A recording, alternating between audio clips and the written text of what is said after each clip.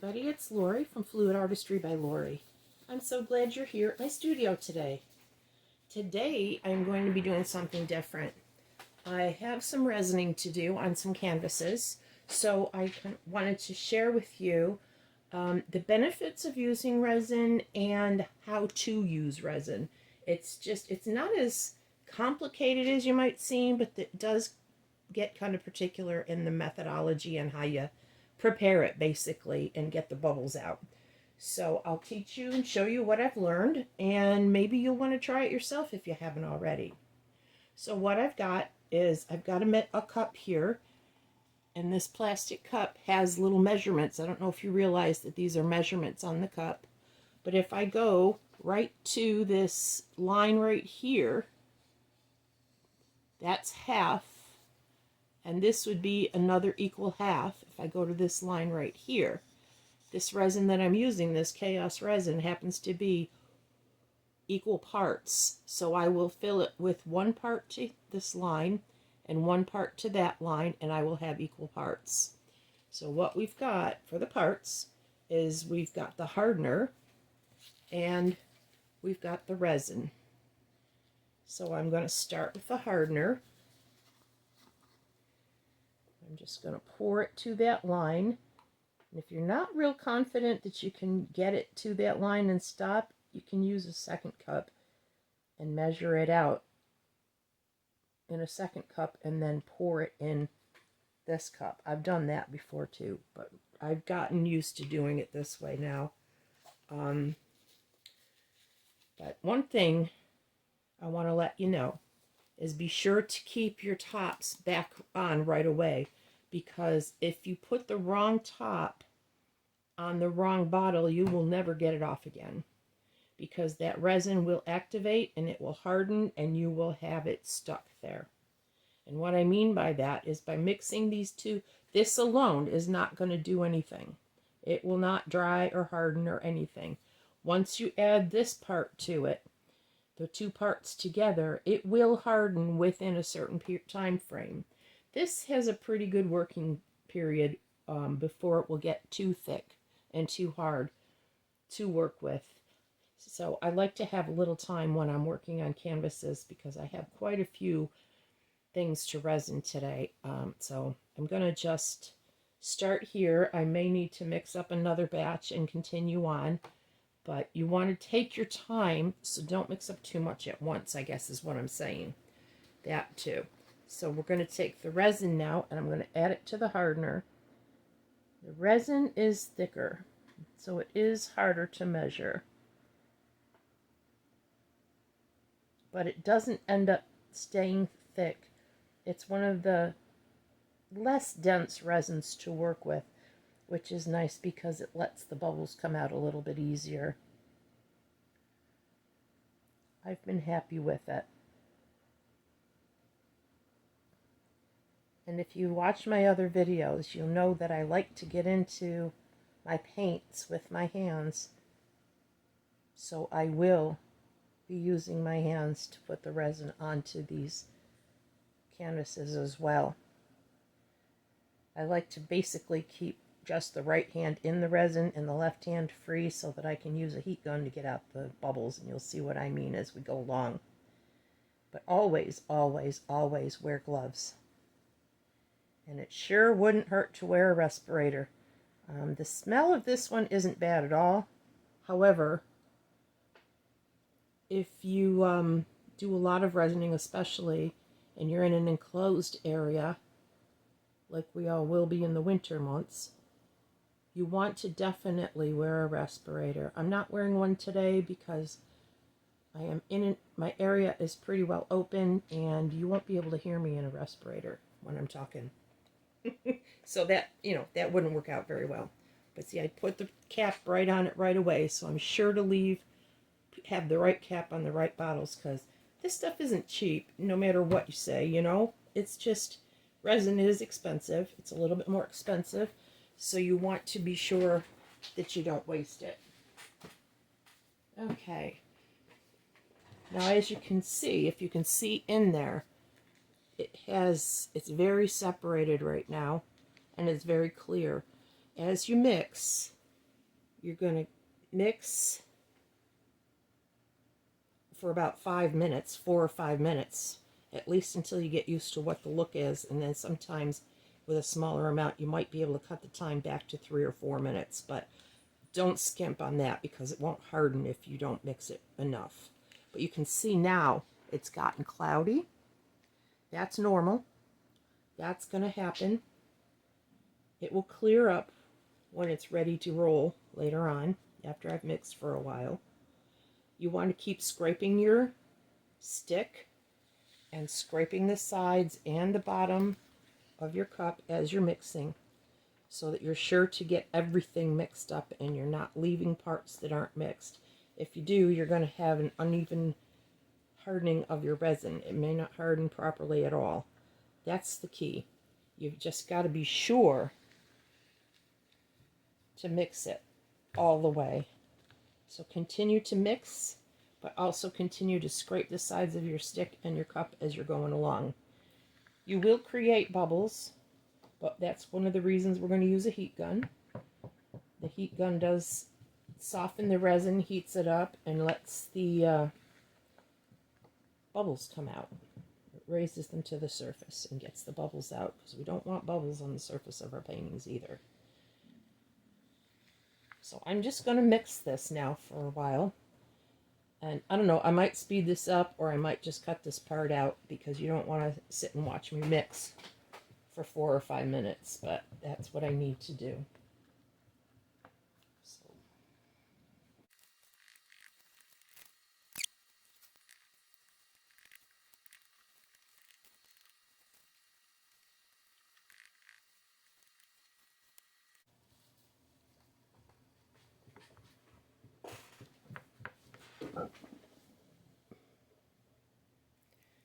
Okay, I should be good now. So what I want to do, you can see there are a lot of bubbles in there. So I'm going to let it sit for just a minute, not too long, because I don't want to lose my working time with it and have it start thickening up too soon on me. But I'm going to let it sit for just a minute while I make sure I've got everything else set up, which I did beforehand, but I'm going to show you what I did. Let some of those bubbles rise to the surface. But what I've got here is my gloves, of course. I have a baby wipe and some extras on the side because they are really great for wiping down your hands, wiping the resin off your skin if you happen to get it on there on your arm or something, which I do sometimes. But it works. They work great at taking it off. I have this mold that I am working on. It's a tic-tac-toe board, and I've poured the main base of the board itself, and I want to put a top coat of black, and I have to do some X's and O's. I did this with some leftover resin that I had.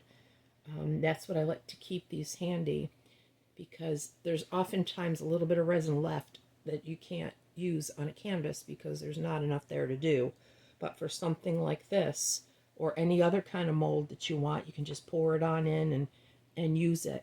I know some people like to use a larger mold and they'll just layer the resin on as they use it, whatever's left over, and it comes out to be a really pretty design, like the pyramids or things like that. But I've got this ready. I've got my mica powder for my resin ready, and I also have an extra pair of gloves in case I need them. And the only thing I didn't get yet, it's right next to me though, it's my heat gun. So I'm going to grab that quick. Okay, so I have a regular heat gun. I use it on low. There's a high and a low on it. And you can see I've used it for paint and everything, all kinds of things. But I will use this to get the bubbles out as I go along. So I also very gently like to just get them out of the top, just because it's fun to do. I like to watch them pop. But if you leave it too long, you're going to melt your cup. I've done that too. So anyway, what I wanted to do was to show you what the resin actually does for a painting. I have this one here,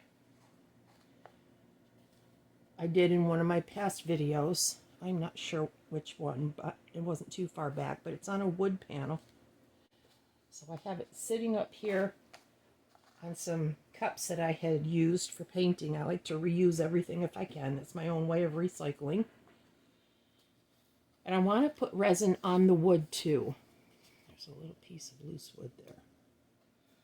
So oftentimes if you put it on bare wood like this, the bubbles are going to come through from the wood because the wood is porous and it breathes.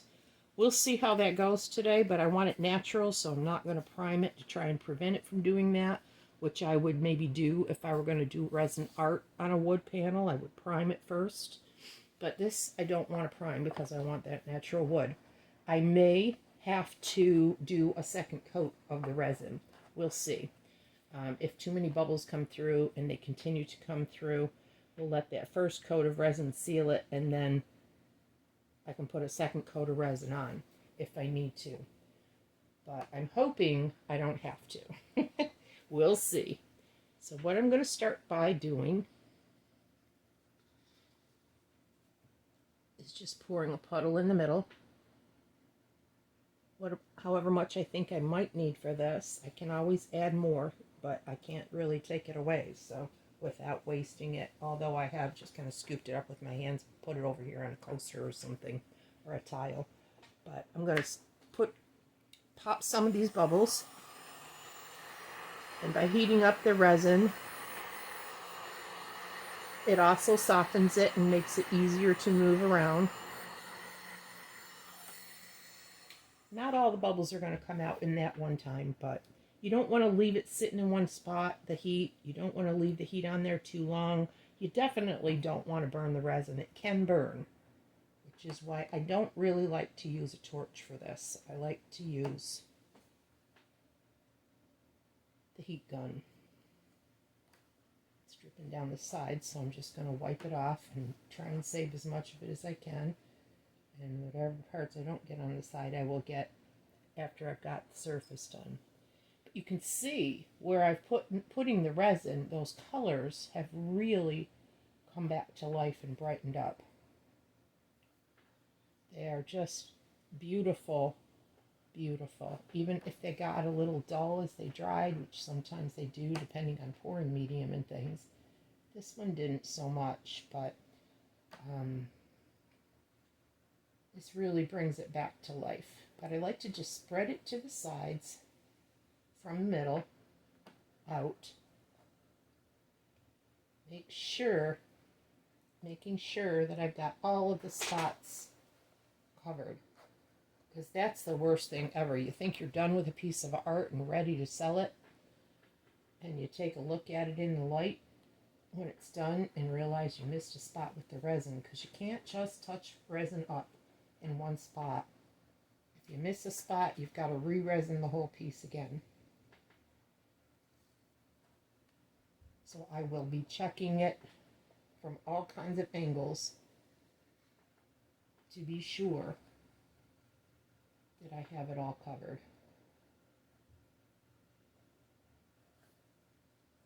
Okay, so I'm getting the sides here.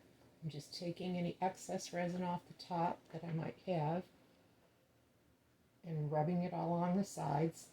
I don't want too much on the sides for sure, because I don't want a lot of dripping. Just kind of want to avoid as much as I can of that, because otherwise you have to sand it down or use an X-Acto knife or a razor knife and cut off the bubbles. I think I'm going to need just a little bit more for these sides, and I don't really want a lot. This side actually is good, so maybe I can get through this other side. Catch some drips along the bottom and use those.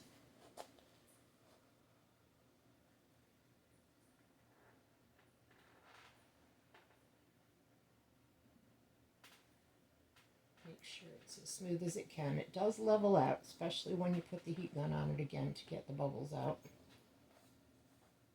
But I'm going to just dip my one finger in that resin cup and just apply a little bit more on this one side because I feel like I need just a little bit more. And I think we're looking good here.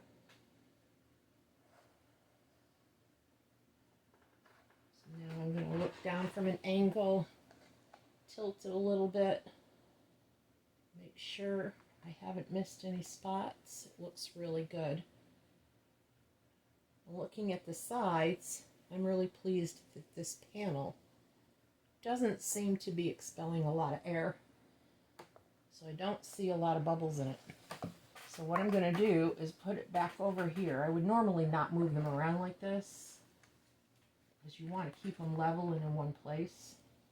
I will move myself around, but I wanted to be able to slide it right under the camera for you. But what I'm going to do is, after a little bit, I will keep checking it for drips and wiping the drips off either with my gloved hand or with a popsicle stick.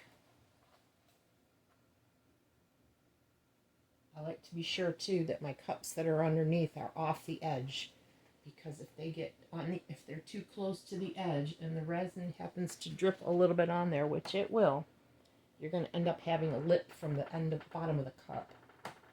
And that is about the last thing you want. Okay, so now I did end up with resin on this hand. So that's when I don't want to touch my heat gun with it. So I will wipe it off so I don't get resin on my heat gun.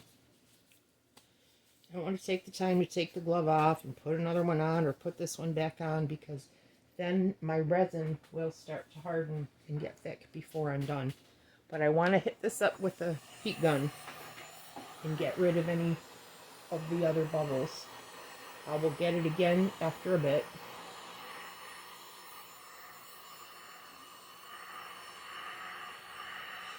Again, keep the gun moving. And looking at it on an angle, you can look to see if you see any bubbles or if there's anything else there that's popping still.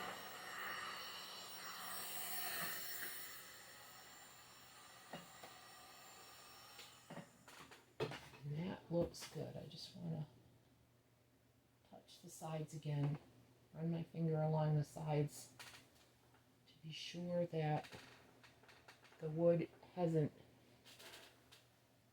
sucked in all the resin. I'd like to go with just one coat if I can. You know, because, again, the resin is expensive. And we want to kind of save the money where we can. So this, I wanted to show you the colors here. These are some of the Prism Pour colors on here. I got the Chantilly lace on top.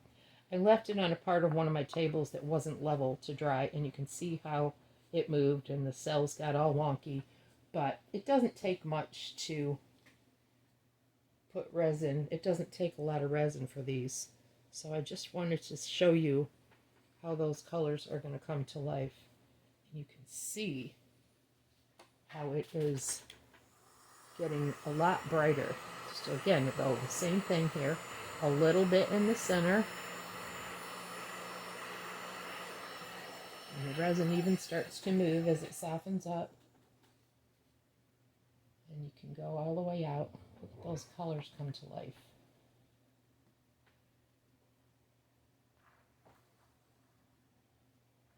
And the sides.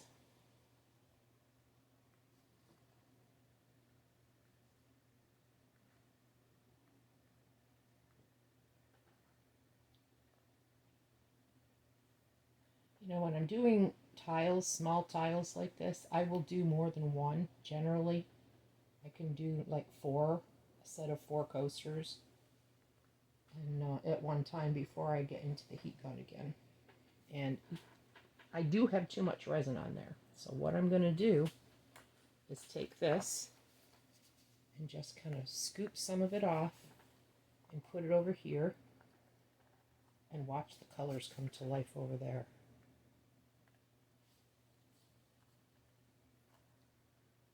I wonder if you can see that sparkle. It's gorgeous.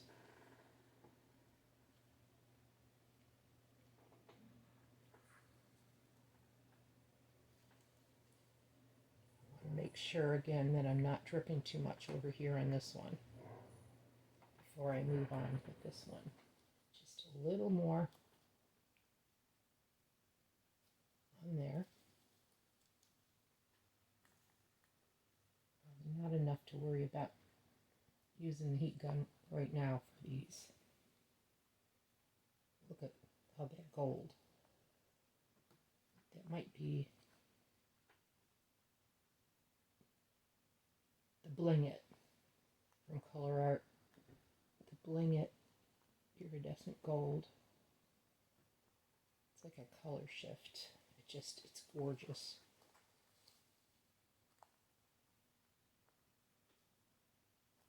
I was just playing and I didn't, write down what I did, so I tend to forget as I'm going along. Because they have to take a while to cure before you can do this. Let's bring this one over and do this one while we're at it.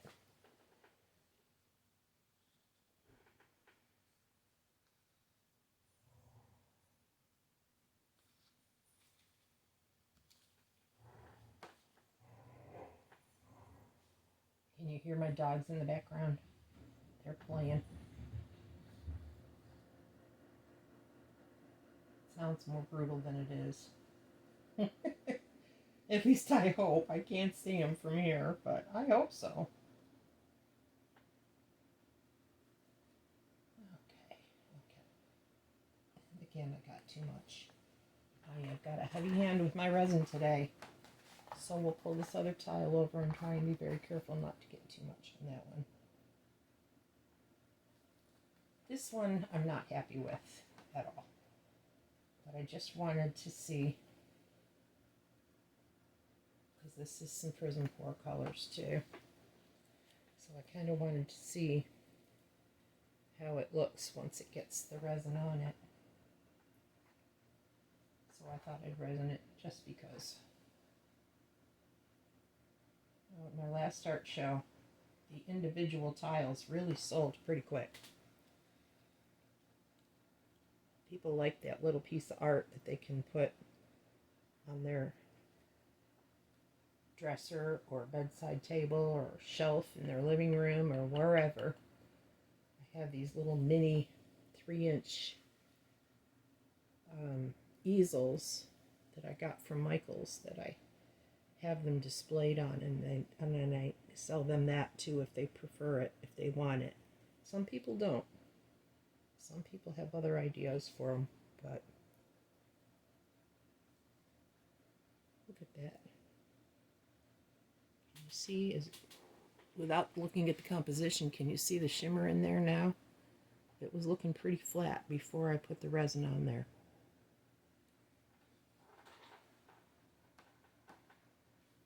And this one too. Let me bring this up closer to you.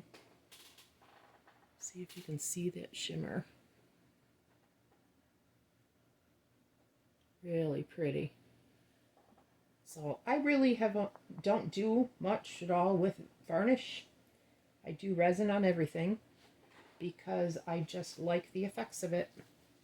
I like the surface of it, how it shines, how it protects everything. It's awesome on the coasters if you want to use the tiles for coasters. If you have one that has heat resistant and it's food safe. And it works great to do on the wood as well.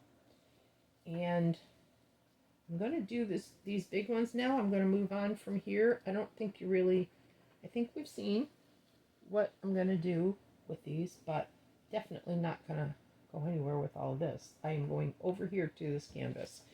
So I hope you enjoyed the video. I will show you some close-ups when I'm all done. Okay? See you in a bit.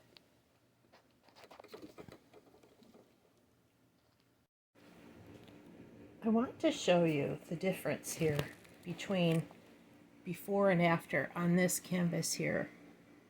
You can probably see the shimmer of some of that gold, that 24 karat gold. But you're not going to believe, if you haven't done resin before, what happens when I pour the resin on it. I want you to watch that.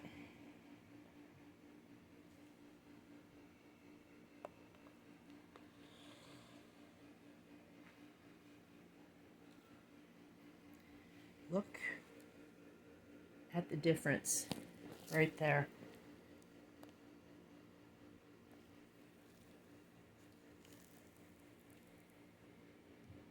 Look at the difference between the part that has the resin and the part that doesn't. You can see the line right there of where the resin is and where it's not. Look at the difference in those paints right there. See, the line of the resin is right here. Yep. Look at this. What happens when I spread that resin over those colors? That's why I use resin. Be back. Hi, I'm back. They're dry and set. They've been sitting for a couple of days. I'm hoping you can see the shimmer here and how it brings it all out, the shine on there. You can see the ring light through it for sure. But we're going to take the tape off the back because right now we have it glued on with some resin. It got on the tape and some paint and all kinds of fun stuff. So what you want to do, obviously, is take the pins out. But when you flip it over, you want to still be gentle and not do a lot of touching on the surface, because it takes a week or so to cure. But what we want to do is turn this over on something soft. I usually use the puddle pea pads, or doggy pea pads, like I do for painting. And you'll notice it's not perfectly clean because it's the same one that I used to resin on. But I wanted the soft part of it so that it doesn't damage or scratch the surface. And I've got my heat gun here. So all we're going to do is heat that resin up, because the heat gun, the amount of heat that gets thrown off of it, will soften the resin so that it will come off without tearing the tape or tearing off any of the paint or anything like that, which is always an issue, or could be an issue if we're not careful doing this. So what I'm going to do is turn the heat gun on to low again and just heat the resin up a little bit along the edges.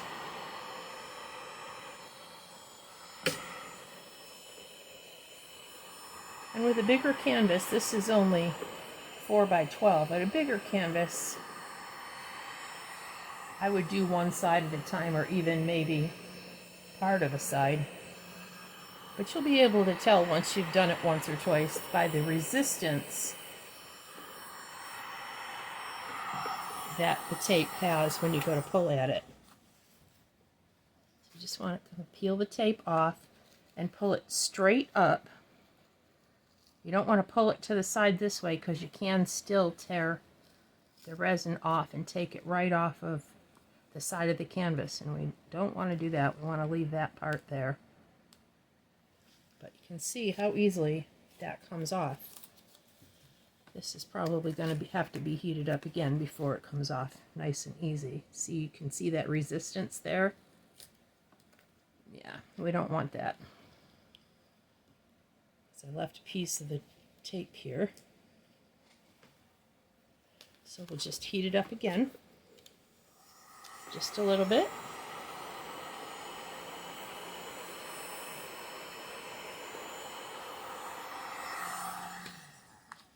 And gently pull up and pull it off, and you can see it leaves a nice clean edge. And then you've got a really nice back on your painting. Looks very professional when you do it like this. It's not everybody tapes the back of their canvases, but I like a clean edge on the back when I'm done. Is it going to be perfect? No, but that's homemade art, you know? It's handmade. So We want to be sure to have it look as good as I can, though.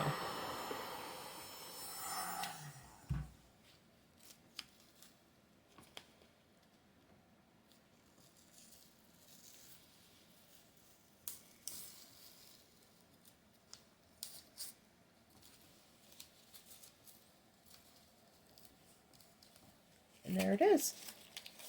Done. Ready to roll. You can put a hanger on the back if you want. It's totally up to you. I will generally not and let the new owner do what they want. With these canvases, with the wood here, they can hang right on the wood. Just hang it on a nail or a hanger out of the wall, or even with these lighter weight canvases, I put them right on push pins. I put the push pins in the wall. I have push pins all over my studio, and I'll hang this in the studio for another week or so, at least until it's cured. But generally I'll leave it until I either sell and ship it off somewhere, or take it to a show, or whatever I'm going to do. So I've got a couple of weeks for this to sit on the wall in here, and I can admire it until I take it to my next art show. And that's that. That's it for the finishing of the resin. I hope you enjoyed the video, and I hope you got something out of it. And don't forget, there's a link down in my description box for the Chaos Resin for a discount. Just click on that link. It'll take you to the Chaos Resin site, and you can use the discount code LORI05 and get yourself 5% off. Take care of yourselves, y'all, and I hope you have a really great rest of your day, and we'll see you next time. Take care. Bye.